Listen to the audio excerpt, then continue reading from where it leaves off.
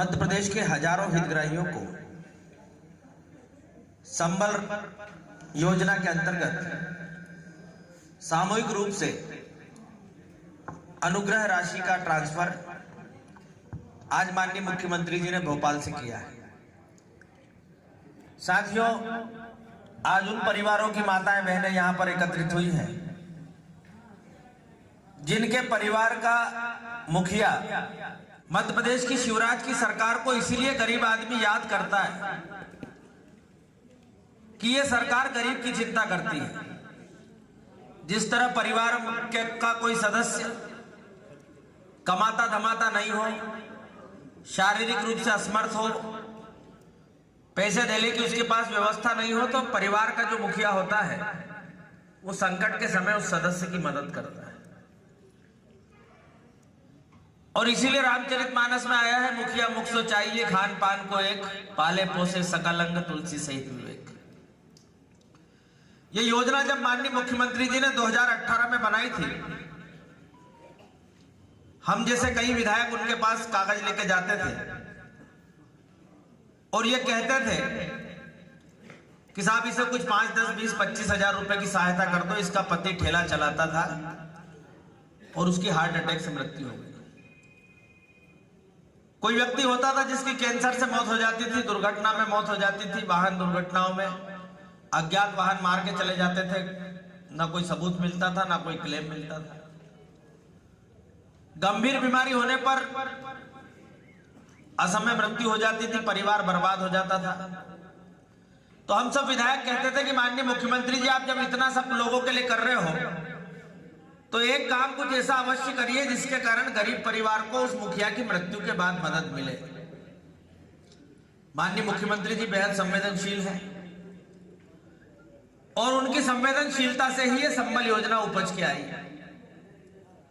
कल्पना कीजिए, जो महिलाएं जिनको एक समय में डिलीवरी के लिए घरों से बड़े बड़े पटेल लोगों के वाहनों से अस्पताल ले जाना पड़ता था, आज उनके लिए जननी एक्सप्रेस की गाड़ी आ रही है।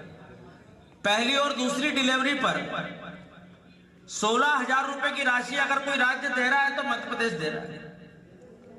वो गरीब जिसके घर डिलीवरी होती है, उसकी पत्नी को, उस महिला को पौष्टिकता के नाम पर पाव भर घी भी डिलीवरी के बाद नसीब नहीं होता था, क्योंकि जिस गरीब के घर बच्चे को दूध पिलाने की व्यवस्था नहीं, वो अपनी पत्नी के प्रसव के बाद की खाने पीने की चिंता कैसे करेगा।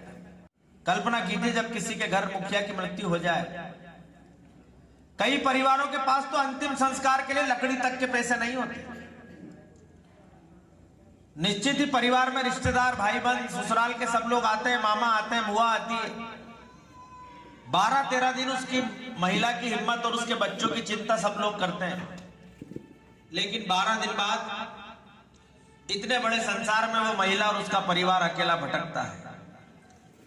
उनके पास ना रोजगार की व्यवस्था होती है, ना कर्जा चुकाने की कोई बात होती है।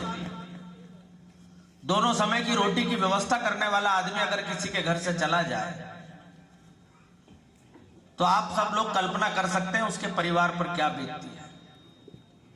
ऐसी संकट की घड़ी में अगर उसके परिवार को 2 लाख और 4 लाख रुपए उस महिला को मिल जाए तो कल्पना कीजिए, वो अपने बच्चों का आत्मनिर्भर भी बना सकती है, अपने पैरों पर भी खड़ा हो सकती है।